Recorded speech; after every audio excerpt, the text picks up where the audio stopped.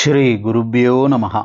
தெய்வத்தின் குரல் மூன்றாம் பகுதி 233வது தலைப்பு. ஆயுர்வேதமும் மத ஆச்சரணையும்.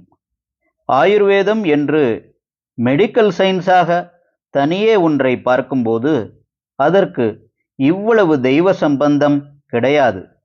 ஆனாலும் அலோபதி, அதாவது இங்கிலீஷ் வைத்திய முறை, யுனானி மாதிரி அடியோடு தெய்வ சம்பந்தமே இல்லாமலும் இல்லை.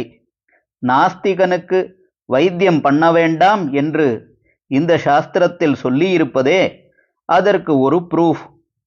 ஈஸ்வர தியானத்தோடுதான், குறிப்பாக பகவான் மகாவிஷ்ணு அமிர்த கலசத்தை பார்க்கடலிலிருந்து கொண்டு வந்தபோது எடுத்த தன்வந்திரி என்ற அவதாரத்தை ஆராதித்துத்தான் ஆயுர்வேதம் அபியசிப்பது வழக்கம். அதோடு கூட நம் மத சாஸ்திரங்களுக்கு மிக பெரும்பாலும் விரோதமில்லாமலே இருக்கிற வைத்திய முறை ஆயுர்வேதம்தான். இங்கிலீஷ் மருந்துகள், சிகிச்சை முறை முதலியவற்றில் சாஸ்திரம் ஒப்புக்கொள்ளாத அனாச்சாரங்கள் ஏகப்பட்டவையாக வந்து சேரும். ஆயுர்வேதத்தில் அப்படி இல்லை. பூண்டு கீண்டு மாதிரி ஏதோ ஒன்றிரண்டு தவிர அனாச்சார வஸ்துக்கள் பெரும்பாலும் ஆயுர்வேதத்தில் கலப்பதில்லை. இவற்றுக்கும் பிற்பாடு பிராயஷ்சித்தம், புண்ணியாக வாச்சனம் சொல்லி பரிகாரம் வைத்திருக்கிறது. ஆஸ்திகர்கள் இங்கிலீஷ் வைத்தியத்துக்கு கூடிய மட்டும் போகாமல் இருப்பதுதான் ஸ்லாக்கியம். ஆயுர்வேதம் உடம்பில் பிடிக்க நாள் பிடிக்கிறது. இங்கிலீஷ் மருந்தானால் உடனே ரிசல்ட் தெரிகிறது என்கிறார்கள். நாளானாலும் மூலம் வரைக்கும் போய் ரோகத்தை போக்குவது ஆயுர்வேதம்.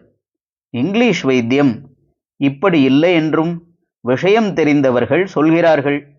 அநேகமாக தற்கால சாந்தியாகவே அலோபதி சரிப்படுத்துகிறது என்கிறார்கள். அதோடு இங்கிலீஷ் மருந்திலே ஒன்றை சரி செய்து கொள்ளப் போவதில் அது சரியானாலும் ஆஃப்டர் எஃபெக்ட், சைடு எஃபெக்ட் என்றெல்லாம் வேறு பல உபதிரவங்கள் உண்டாவது போல ஆயுர்வேதத்தில் உண்டாவதில்லை. வைத்தியம் ஆரம்பிக்கும் போது சில உபாதைகள் கிளறிவிட்டாலும் அது நீண்டகால கோளாறாகிவிடாமல் சீக்கிரத்திலேயே தணிந்து போய்விடும்.